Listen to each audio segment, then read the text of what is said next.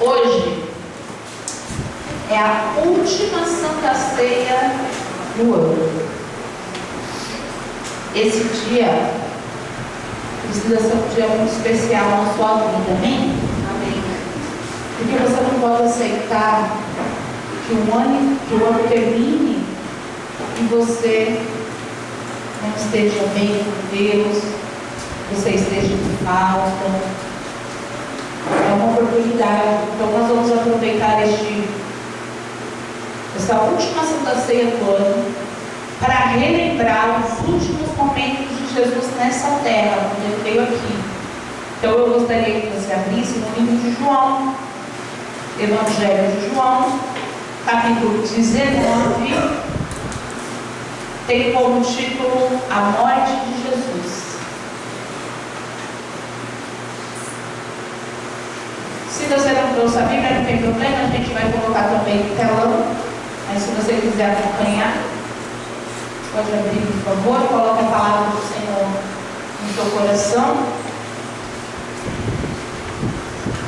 Nós vamos abrir o nosso coração para a transformação que Deus espera da nossa vida. Amém, igreja? Feche seus olhos em nome de Jesus. Eu te peço neste momento, Pai, fale conosco através da sua palavra, que não seja o homem a ministrar, mas que seja o Senhor a estar falando, Senhor, conforme a tua vontade, que haja transformação aqui. Senhor, eu te peço, repreende, Senhor, tudo aquilo que queira impedir o teu toque nesta manhã. Repreende, Senhor, desde o sono até os pensamentos que o diabo tentar lançar para invadir a nossa mente. Meu Deus, repreende todo o mal, Pai, para que este dia seja um dia especial, Senhor, para os teus filhos. É o que eu te peço e já te agradeço. Em nome de Deus que é Pai, Filho e Espírito Santo. Amém. E graças a Deus. Amém, igreja? Glórias a Deus. Bom, nós vamos ler o que a palavra do Senhor diz a respeito dos últimos momentos, de Jesus. E diz assim: mais tarde, sabendo então que tudo estava concluído para que essa escritura se cumprisse, Jesus disse: tenho sede. E estava ali uma vasilha cheia de vinagre. Então, embeberam uma esponja nela, colocaram a esponja na ponta de um caniço de isopo e a ergueram até os lábios de Jesus. E tendo-o provado, Jesus disse: o que foi que Jesus disse? Está consumado. E com isso, curvou a cabeça e entregou o seu Espírito. Olha que forte. Durante todo o processo ali da crucificação, Jesus falou algumas coisas, mas a penúltima coisa que Jesus disse na cruz foi o quê? Está consumado. E aí depois ele entregou o Espírito ao Pai, morreu depois disso. Essa expressão está consumado, que a gente aqui, estamos lendo em português, ela é na verdade uma tradução da palavra grega. Vou até ler aqui para eu falar para você. Teleslai. Então é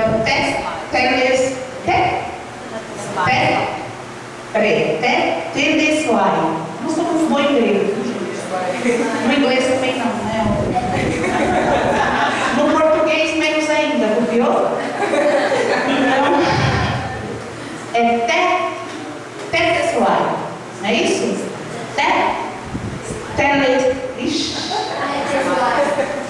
Você entendeu? E o que isso significa, esse tetelestai?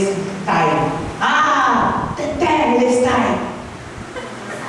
Aí, pronto, agora acho que eu fui ler, não tentei adivinhar a palavra na cabeça, Mas tá. E aí, olha só, Jesus ele falou esse Tetelestai. Tetelestai. E aí ele falou isso na cruz. E aí, o que significa isso? O que significa essa palavra, né? De fato, ela foi traduzida como está consumado, né? Na palavra de Deus. Porém, ela é usada em 3 ocasiões, pessoal, ó. Ela é usada em 3 ocasiões. Pronto, aqui até consegui enxergar, porque ela escreveu tão pequeno que não enxergar. Vamos lá, ó. Tetelestai. Tetelestai. Pronto. Então, tetelestai.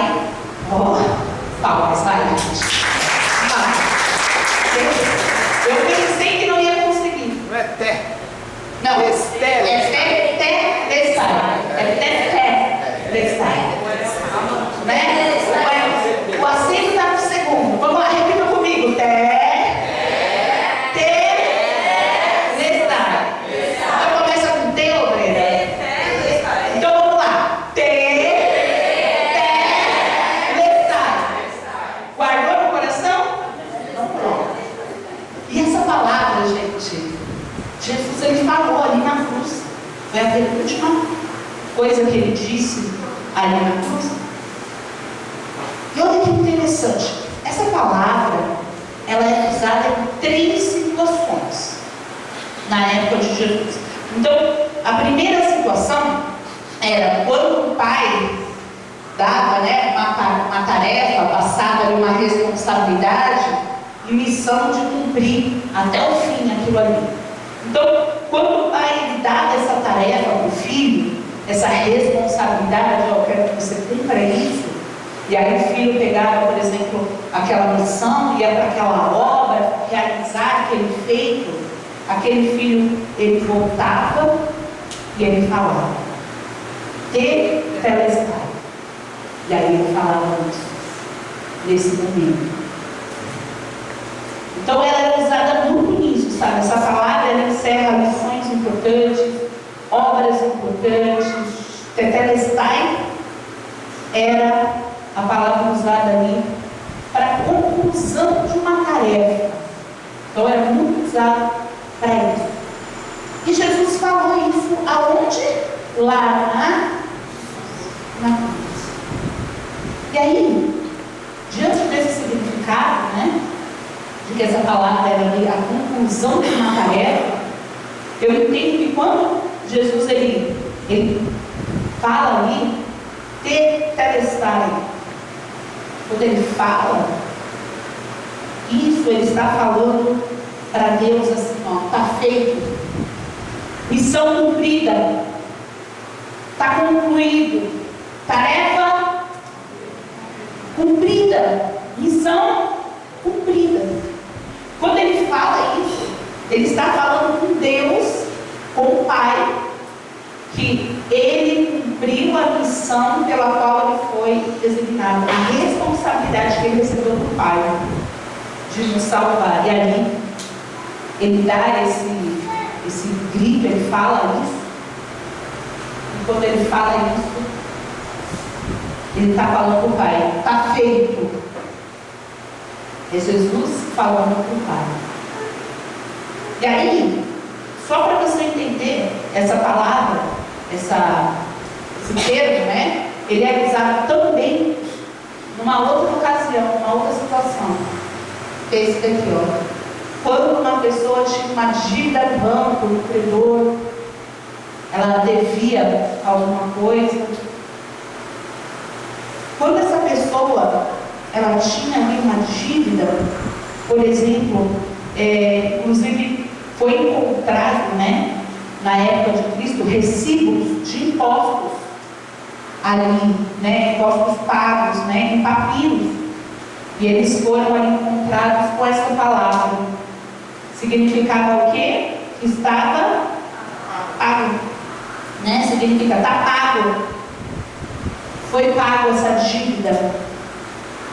Então, quando Jesus ele grita ali, tetelestai, agora ficou fácil, né? Você fala muitas vezes até. Quando ele fala aquilo, ele está ali, além de falar com o Pai, missão cumprida, ele está agora falando com o diabo.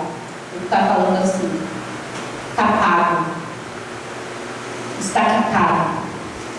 Ele está ali falando: paguei o preço pelo pecado da humanidade. A humanidade podia pagar o preço? Não, a humanidade pecou, mas não podia pagar o preço. E aqui Jesus está falando para o diabo: você não vai mais ter poder sobre os meus filhos, porque agora está pago. A dívida que existia do pecado foi o quê? Quitada. Já você não pode mais aprisioná-los, porque a partir de agora eu os libero. Então olha só, uma palavrinha. Com essa palavrinha ele falou para o Pai, missão cumprida. Falou para o diabo: está pago, você não toca mais nos meus filhos. A dívida está quitada. Porque o salário do pecado é a morte, todos nós sabemos. E a gente já estava condenado à morte. A condenação já tinha saído para a gente. Mas aí vem Jesus e paga no nosso lugar. E aí, olha só, essa palavra ainda é usada numa outra ocasião. Qual ocasião? A ocasião de quando uma pessoa realizava uma compra importante, como por exemplo, uma casa. Então, quando uma pessoa, por exemplo, comprava uma casa, ela terminava de pagar ali, é só quando ela termina de pagar que aquela casa é verdadeiramente dela. Você pode comprar uma casa, entre aspas, mas enquanto você não paga esta casa não te pertence. Então, quando o Senhor Jesus fala ali, tetelestai, ele está o quê? Falando com o Pai, missão cumprida. Falando com o diabo, eles estão livres agora. Está pago. E agora ele está falando para a gente. Ele falou com Deus e o diabo para a gente. Sabe o que ele está falando para a gente agora? Ele está falando para a gente: você é meu. Agora, verdadeiramente, o que você me pertence. Olha só, pessoal. Verdadeiramente, você me pertence. Quando ele grita ali, em português, está consumado, que a gente conhece, é isso que ele está falando. Ele está ali, falando: você agora é meu, eu te paguei. Eu paguei com o preço de sangue. O meu sangue te comprou, filho. É isso que ele está querendo dizer, né? O meu sangue te livrou das mãos do diabo. Neste momento, esse está consumado significa que nós fomos adquiridos por Ele. Ele pagou o preço, nos comprou, e agora então, verdadeiramente, nós pertencemos a quem? A Ele. Mas aí tem a questão: se você está livre do pecado, por que os seus pés se apressam em caminhar do pecado? Ele nos livrou, não é isso? Não é isso que aconteceu? Se a gente foi livre da gaiola que nos aprisionava, ele abriu a porta da gaiola e falou: saia. Por que é que a gente insiste em permanecer dentro daquela gaiola de portas abertas? Muitas pessoas vivem numa cadeia de portas abertas, porque Jesus abriu a porta, mas a pessoa se nega em sair da cadeia. Está conseguindo entender? Agora eu te pergunto, você imagina o sentimento de Jesus com essa atitude? Ele fez tudo isso para nos libertar, para nos livrar. Mas aí as pessoas escolhem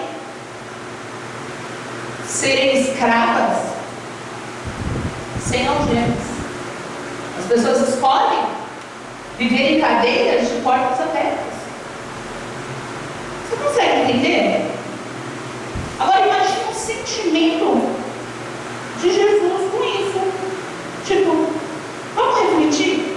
Tipo, Jesus pagou o preço por nós, morrendo para nos salvar. Aí vem uma questão para a gente analisar aqui, né? Será que nós estamos dispostos a pagar o preço para viver por Ele? Ele pagou o preço morrendo por nós. Será que nós estamos dispostos a pagar o preço para viver por Ele? Para pensar. Ele morreu pela humanidade, mas aí a humanidade sequer consegue viver para Ele. Olha que coisa. Ele morreu. Olha isso. Ele morreu por você. Mas muitos sequer se esforçam. Eu nem estou falando de você morrer por Ele. Você está no Brasil, você nem precisa morrer por Ele. Mas você sequer se esforça para viver por Ele. Quantas pessoas estão nessa situação? Ah, pastor, eu não, eu estou na fé. Assim, para aqueles que vivem por Ele, o que eu tenho para te dizer é permaneça. Agora, para aqueles que estão fora dos planos de Deus de alguma forma, o que eu tenho para te dizer é: acorda, desperta, acorda. Você não está conseguindo enxergar o que está acontecendo? Agora eu quero que você entenda uma coisa. Quando ele diz que está ali consumado, ele não está dizendo só sobre pagar o preço nos seus últimos momentos. Você sabia disso? Quando ele diz ali está consumado, tem muito além disso. Porque antes dele morrer por nós, ele viveu nessa terra por nós. Então antes dele morrer por nós, ele viveu por nós. Tá? Ele viveu por nós. E esse estar consumado refletia a sua vida e morte, não só a sua morte, mas a vida que ele teve antes de morrer.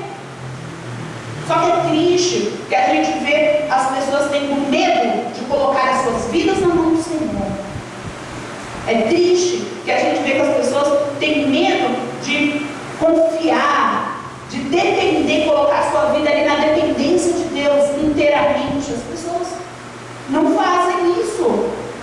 Quando por você, Ele se entregou nas mãos dos homens. Ele se entregou nas mãos dos homens. Olha só, talvez você fale, como assim? Jesus se entregou nas mãos dos homens? Jesus se entregou para depender dos homens ali. Não foi isso que aconteceu? Talvez você fale, não, pastor, olha, quando que Jesus dependeu de homem? Quando ele escolheu te amar. Tá? Porque quando a gente pensa em Jesus, a gente pensa sempre no Jesus da multiplicação. A gente pensa no Jesus dos milagres, da cura dos cegos. A gente pensa no Jesus que morreu lá na cruz para nos salvar, Jesus herói. A gente pensa nesse Jesus. É ou não é?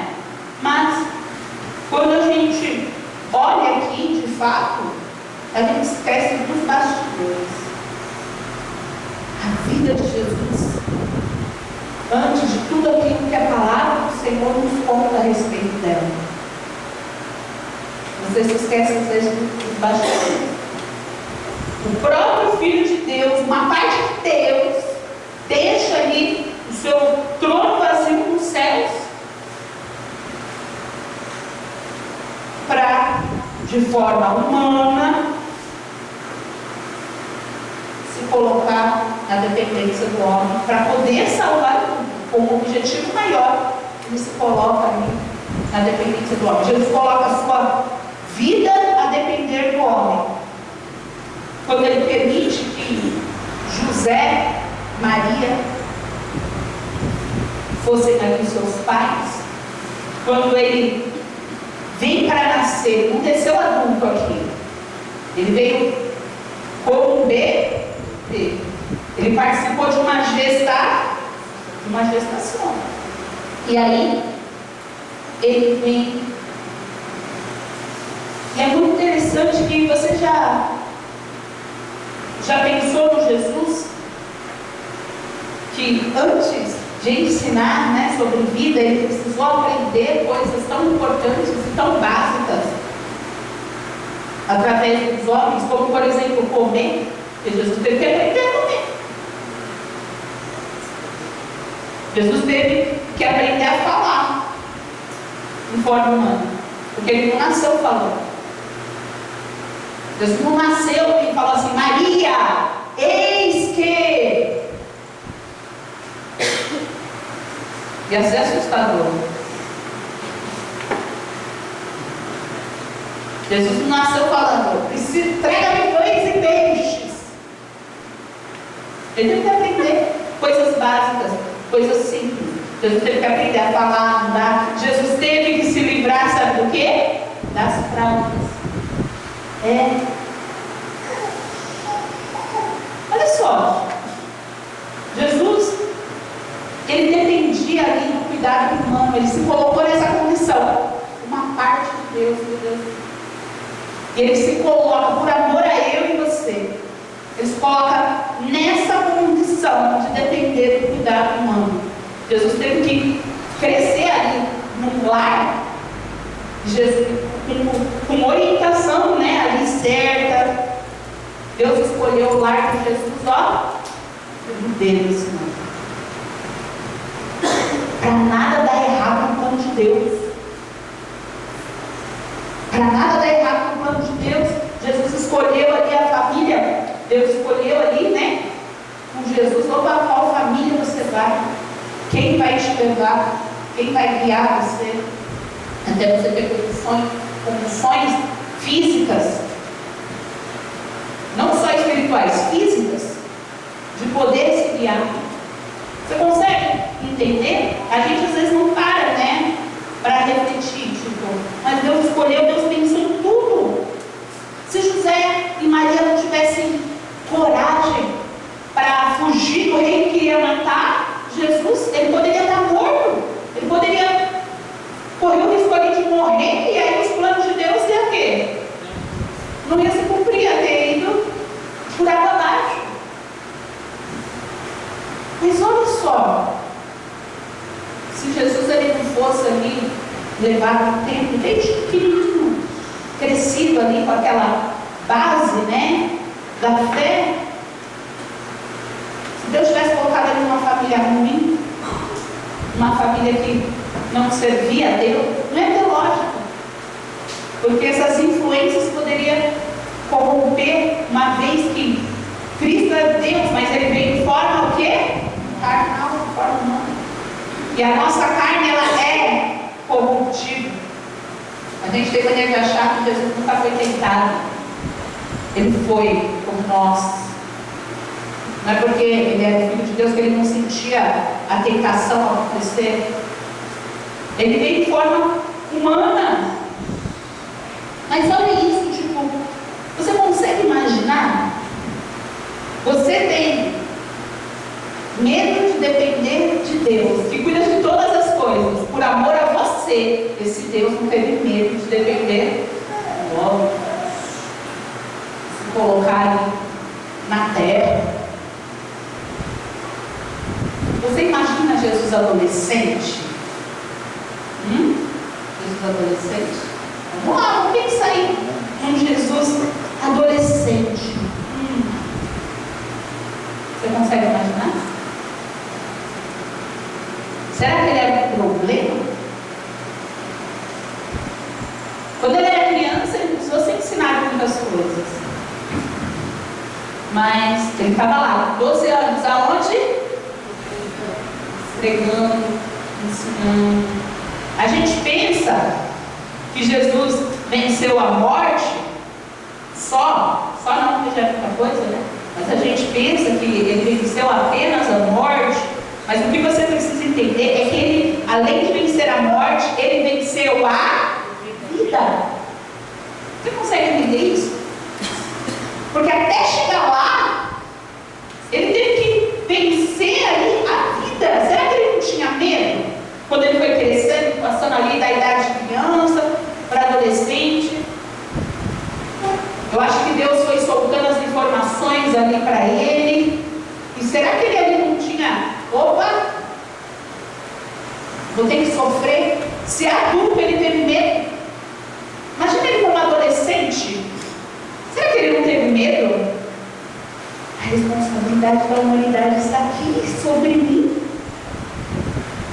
Meu amado, você tem medo, a responsabilidade da humanidade nem está sobre as suas costas. Você só precisa falar, Senhor, eis-me aqui. Você tem medo disso? Você tem medo de se lançar. Você precisa mudar, porque quando a gente pensa em Jesus, será que a vida de Jesus não foi uma vida de escolhas, de decisões e decisões difíceis? Foi. A vida de Jesus foi uma vida de escolhas. Foi de escolhas. Ele precisou estar bem preparado para poder começar o ministério dele. Uma vez eu vi um pastor falando, ele começou o ministério tardio, tinha só 33 anos, nem sabe o que está falando. O ministério dele começou quando ele nasceu. Porque antes de Jesus estar ali, para ensinar, as coisas já estavam acontecendo. Ele já estava aprendendo, se moldando e se preparando. Para então Jesus já adulto ser ali proclamado, né, o Cordeiro de Deus que tira o pecado do mundo. Mas existiu antes. Jesus não, a história de Jesus não começa com 33 anos, com 30 anos. 33 anos, começa com 30 anos. E as pessoas não sabem. Jesus venceu a morte. E ele venceu a vida. Antes de vencer a morte. Você já parou para pensar por que a Bíblia não fala muito sobre a infância de Jesus? Ela não fala muito sobre a infância de Jesus. A gente tem alguns pontos. Mas por que ela não fala muito sobre a infância de Jesus? A Bíblia serve para ensinar. E na infância de Jesus ele estava ensinando? Não. O que ele estava fazendo? Aprender. Jesus estava ali, aprendendo. Aquele que criou tudo isso se diminui. A gente não consegue se diminuir para Deus crescer em nós. Mas Deus se diminuiu para poder caber no nosso coração, que é tão pequeno. Você consegue compreender isso? É para você parar e fazer comparações agora na sua vida. Fazer comparações. Poxa, para ele com 12 anos estar pregando um templo, ele teve que aprender e foi levado a ter essa comunhão íntima com o Pai, que fazia com que ele, com 12 anos, já tinha bagagem ali com 12 anos, mas ele primeiro aprendeu quando era criança, para ele poder desenvolver. Então, se com 12 anos ele estava pregando, quanto que ele estava fazendo até ele começar ali o treinamento? Então a gente tem mania de achar que o ministério de Jesus começou com 30 anos. Não, o treinamento para a igreja começou com 30 anos. O ministério de Jesus começou quando ele levantou do trono e falou: eis-me aqui. Quando ele abandonou glória para depender dos homens no qual dependem da salvação dele. Consegue compreender? Você consegue entender?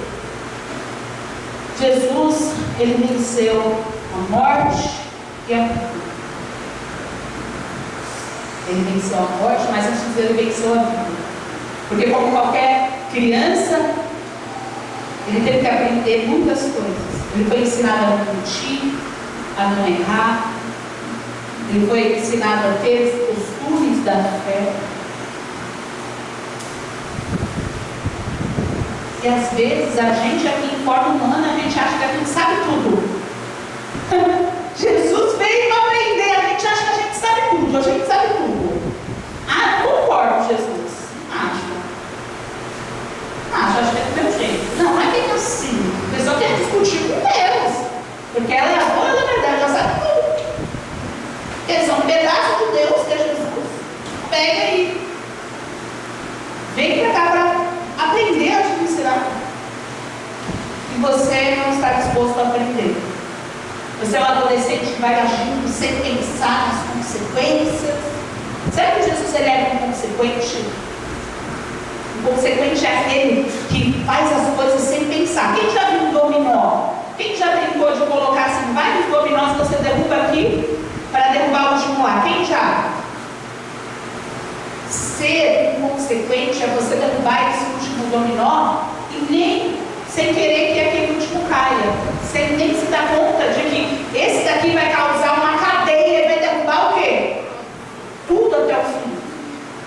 Jesus, será que ele era assim?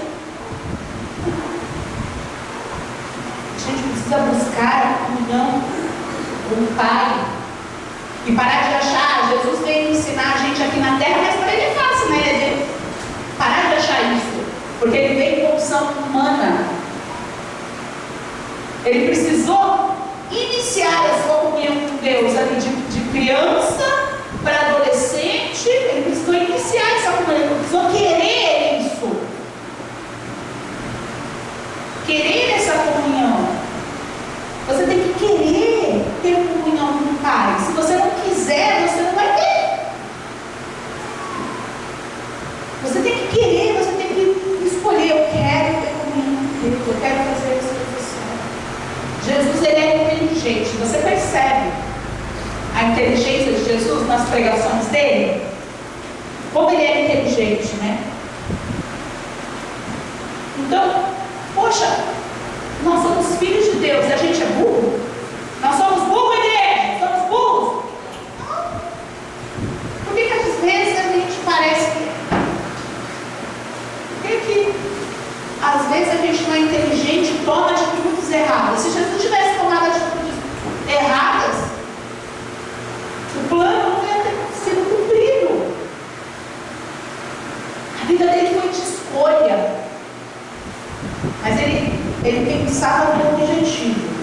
Quando ele queria fazer algo, uma tentação, alguma coisa que fosse tirar ele do foco, ele pensava: opa, quem é o foco? O amor que eu sinto por eles. Eu vou salvá-los. Essa é a missão do Pai. Eu vou seguir. E você às vezes não tem foco. Você se desfoca, você não tem um foco que é a salvação. Opa, Jesus me deu a salvação, ele abriu a porta, agora é só eu sair da cadeia, então vamos lá. Vamos começar a dar passos para que eu saia da cadeia. Afinal, as portas estão abertas. Mas com as portas abertas e você com pés num pecado, sem estar disposto a caminhar para fora dele, vai solucionar? Você vai ter feito o sacrifício de Jesus algo não. Poxa, imagina você se esforçar para fazer alguma coisa e no final dá errado. Já aconteceu? Você se esforçou para que algo desse muito certo e no final deu errado? Já aconteceu com alguém? Você ficou feliz demais? Não, você ficou saltitante? Não, porque você queria o quê? Que tivesse dado certo, você colocou ali energia, força. Agora, gente, foi só um trabalhozinho que deu errado na sua vida. Nós estamos falando agora da salvação, do plano de salvação. Imagina a tristeza de Jesus ver que ele fez tudo isso. Ele viveu por você. Ele morreu por você. E você nem aí para ele. Nem aí. Meu amado, Jesus venceu a morte e a vida. Você está vencendo o quê? O que é que você está vencendo por ele? O que você está vencendo por ele? Você está vencendo suas vontades carnais por ele? Você está vencendo o que você precisa vencer para que você viva os lindos sonhos que ele tem para você? O que você vence por Jesus? Se eu perguntar para você, você tem vencido o quê? Você tem vencido a vontade de errar? Você tem vencido o desânimo? O que você tem vencido? Talvez você não está vencendo nada. Talvez você está deixando todas essas coisas te... Está na hora de você entender. Eu posso viver sem Jesus? Não.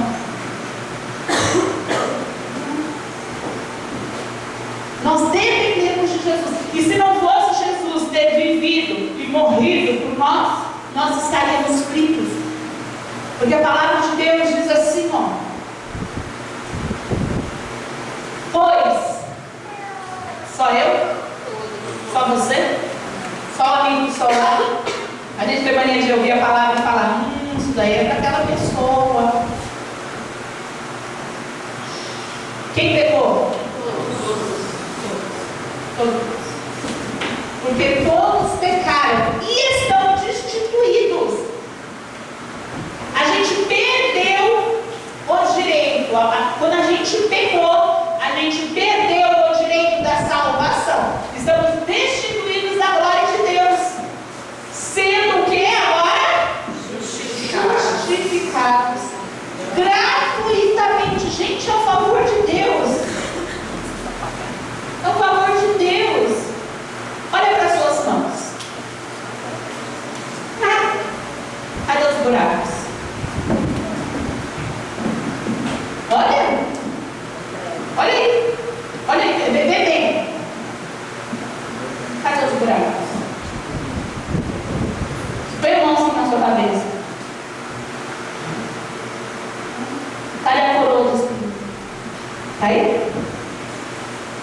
Hã? Tá? Mas era para estar. Era para a gente estar pagando pelos nossos erros. Os erros foi Jesus que cometeu? O pecado foi ele? Nós pecamos. Nós estamos falando de uma coisa chamada amor. Muita gente tem amor na boca. Amor, amor, amor, por tudo de amor. Esquece. Jesus, ele é o próprio amor. Em ação. Jesus não precisa falar para você, te amo. Ele não precisa. Ele é o amor. Você consegue entender? Uma ação, com atitude, com o sacrifício que ele fez para você. Ele prova que você, que acha que você não tem valor, você tem tanto valor. Você é amado pelo Pai. Você pode receber esse amor? Será que a gente pode parar de negar este amor? E abrir, nos lançar a este amor? Porque nós somos gratuitamente, por sua graça, né? A gente está gratuitamente por sua graça, por meio da redenção que há em Jesus Cristo. Ah, pastora, mas eu nem sei como fazer, muito difícil. Você vai seguir 3 conselhozinhos simples.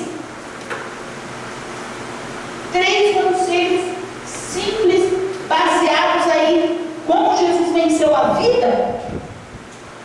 A gente vai falar 3 conselhos para você vencer a vida. Para você vencer a vida nesta terra como o Senhor Jesus venceu. Primeiro conselho: Não seja como tantas pessoas que não buscam a vontade de Deus, mas querem a concordância com as suas vontades carnais. Eu coloquei aqui um homem, e ele está com uma caneta, escrevendo ali.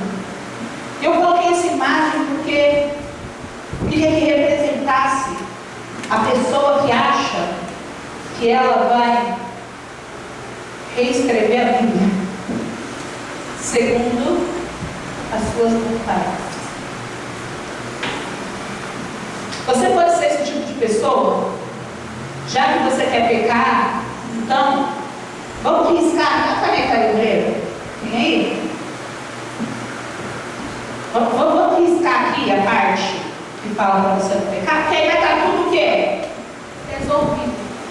Vai, gente, se eu fizer isso? Se eu riscar aqui, ó, a parte que fala que você deve agir diferente, se eu arrancar isso, será que seus problemas estarão solucionados? Será que agora você pode pecar à vontade? A sua opinião não muda a realidade. Repete comigo, a minha opinião não muda a realidade. Tem pessoas que são assim, elas não buscam a vontade de Deus. Elas querem que Deus concorde com a opinião de quem? Elas querem que Deus concorde com Jesus. Será que ele fez isso? Bom, a vontade de Deus é essa, mas eu queria que fosse assim. Será que Jesus reescreveu a vontade segundo a carne dele? Não. Ele seguia a vontade do Pai. E ele afirmou, hein? Que a vontade do Pai era o quê? Vamos ver se você lembrar. O que a vontade do Pai era? Minha comida, minha bebida é fazer a vontade do meu. Ó, você fica se alimentando do pecado. Você fica se alimentando do seu ego, das suas vontades carnais. Você fica pondo para dentro, você não deveria, mas Jesus, ele punha para dentro dele a vontade de Deus. É a vontade de Deus que eu ponho para dentro. Somente a vontade de. Entendeu porque ele venceu a vida e depois a morte?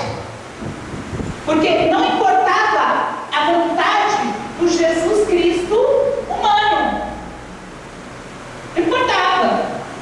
O que importava era a vontade do Pai, que era a vontade dele também. Mas como ele desceu em forma humana, a nossa cabeça às vezes fica diferente. Aqui embaixo, tudo acontece para a gente se confundir, mas ó, ele tinha esse foco, buscar a vontade. Ele não quis reescrever, ele não quis passar informações incorretas. Não, eu vim para morrer, mas não preciso. Vim para passar, para cumprir todas as escrituras. Mas não precisa também, né? Deus entende, Deus compreende, Deus conhece o coração. Manda um anjo, Senhor, manda um anjo, vai, porque está difícil passar por isso. Ele não reescreveu a história. Por que você reescreve a história que Deus escreveu para você? Como um teatro que a gente falou. Lembra do teatro? Que a jovem achou que tinha morrido? Lembra? Ela tinha uma vida que não condizia com a vida que estava ali na prancheta. O anjo falando ali da vida dela, falou, não, essa não é minha vida não. Não era porque ela reescreveu. Para de reescrever a sua história. Cumpra aquilo que Deus sonhou e escreveu, planejou para a sua vida. Amém?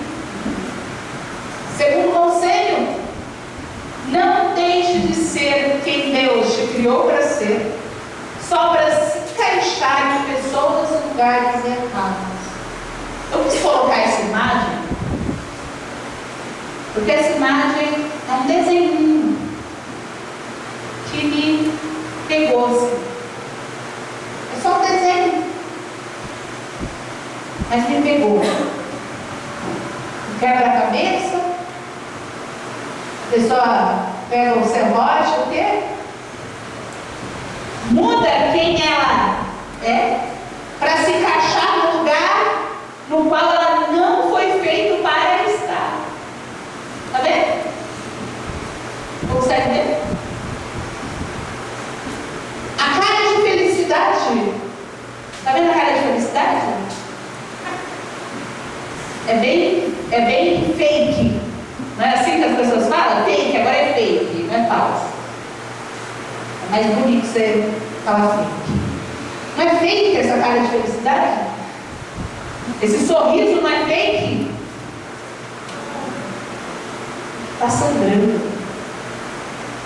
Todas as vezes que você deixar de ser quem Deus te criou para ser, para se encaixar em pessoas ou lugares que não faz parte daquilo que Deus escreveu para você, você vai sangrar, você vai chorar, e seu sorriso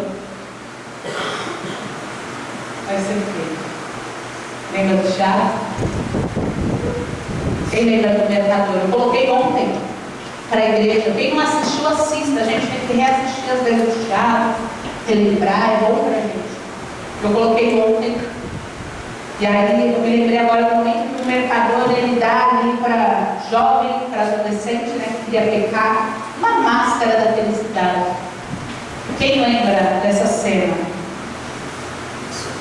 Aquilo foi só uma demonstração assim, simplória, uma triste realidade. Quando a gente decide viver esse sorriso fake, sangrando,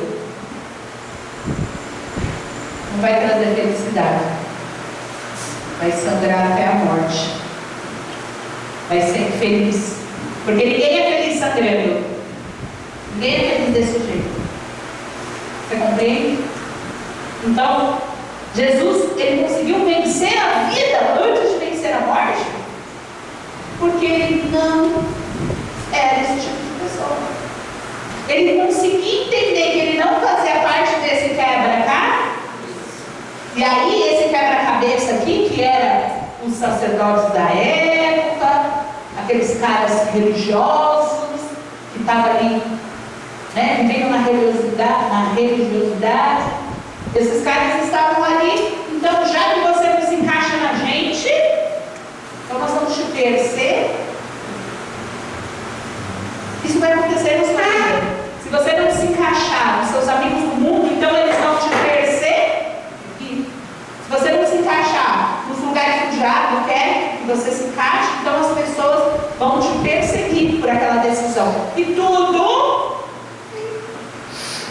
Ah, mas ser perseguido é duro. É. Mas a vida eterna, a perseguição que você passa para viver a liberdade de Cristo, não é nada. Ela é muita coisa, porque a sua mente faz ser. Mas quando você compara, você fala, uau, vale a pena permanecer. Você compreende? Então Jesus, ele seguia isso. Então Jesus venceu porque ele escolheu que ele ia ser aquilo que Deus fez dele para ser. Ele ia cumprir a missão que Deus entregou para ele cumprir. Ele ia estar no lugar e fazer as coisas que Deus falava para ele fazer. E não porque Deus é mandão, mas porque Deus amava o suficiente a ele, a nós, a humanidade, para saber aonde colocar cada coisa. Jesus venceu porque ele não era para se encaixar onde você não deveria, para viver essa infelicidade. Amém? E terceiro e último, controle os desejos da tua carne. Não perca o controle da sua vida.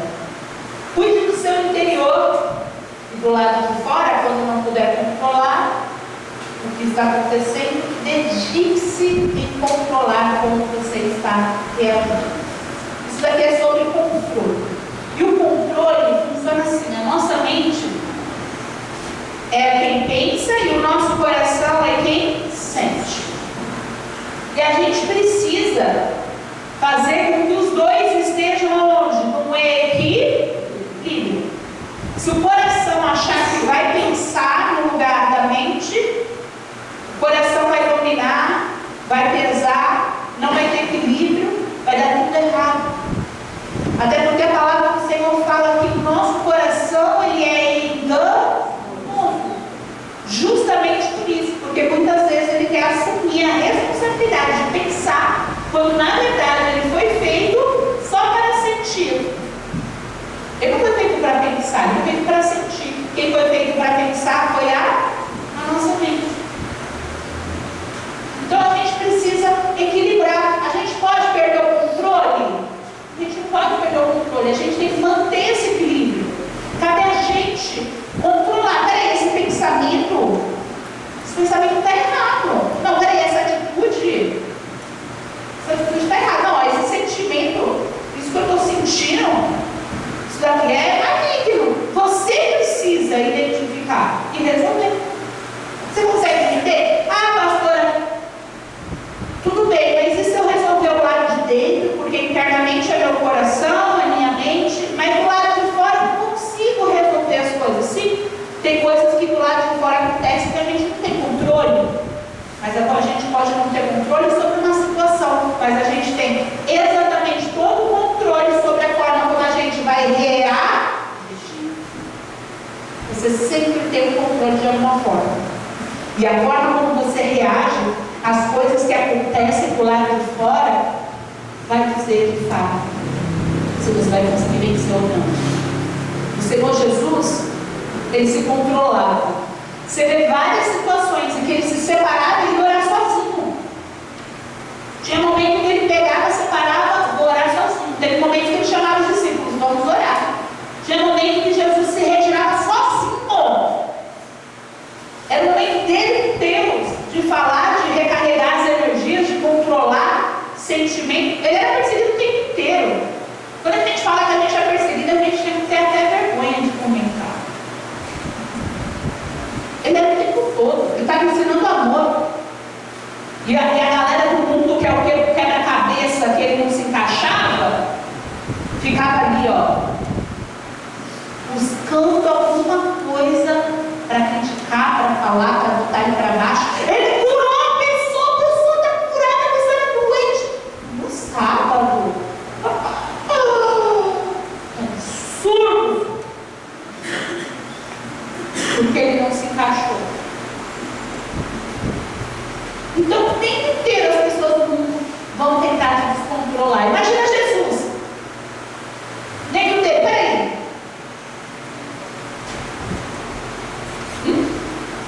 Sério? A pessoa mudou de vida e você está preocupado com isso?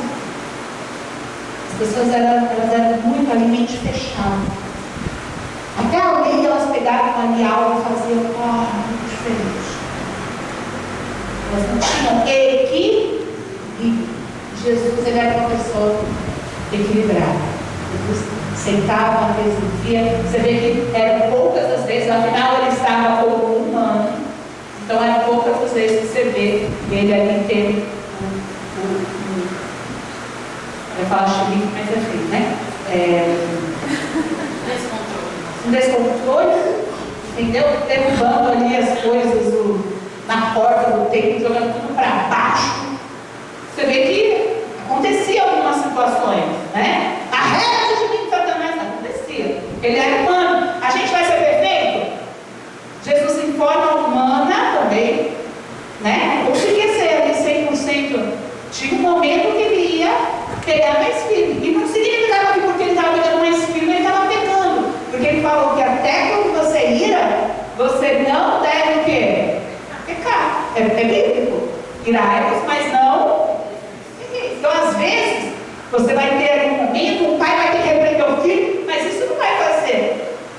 dele que, então ele é um mau pai por isso. Não, ele está ensinando, ele está fazendo. Mas e se ele se exceder mais da conta? Então pede perdão, porque você não é perfeito. Enfim, Jesus, ele era total equilibrado. A mente e o coração dele estavam em equilíbrio. Porque se ele deixasse o coração pensar, o coração ia falar: aborta o plano, que não vale a pena não, hein? Não. Se você que peca, às vezes olha e fala: tem que ter uma bomba atômica aí, porque o mundo está perdido. Como assim? Pai mata filho, filho mata pai, irmão mata irmão. Parece que está perdido. Às vezes a pessoa fala: gente, parece que tem que acabar. Agora imagina ele ali passando aquilo. Ele poderia ter, se ele pensasse no coração, ele ia falar: esquece. Não. Ele era a pessoa do controle. Ele não conseguia controlar as atitudes dos fariseus, dos perseguidores, das pessoas desse mundo, mas ele conseguia controlar as atitudes dele, as reações dele. E é isso que a gente tem que pedir para Deus. Essas 3 dicas, pessoal, são importantes. Eu vou colocar lá no grupo da igreja. Eu sei que passou um pouquinho do horário, mas é importante da gente falar, porque hoje é a última Santa Ceia. Você não pode sair daqui igual você entrou se você não tiver na fé. Só sai igual se você entrou com muita fé hoje aqui. Mas se você entrou com coisas a consertar, situações você não pode terminar este ano sem organizar a sua vida comigo, sem valorizar o sacrifício de Jesus, sem entender as questões que Deus quis passar para vocês nessa manhã. Bem, pessoal?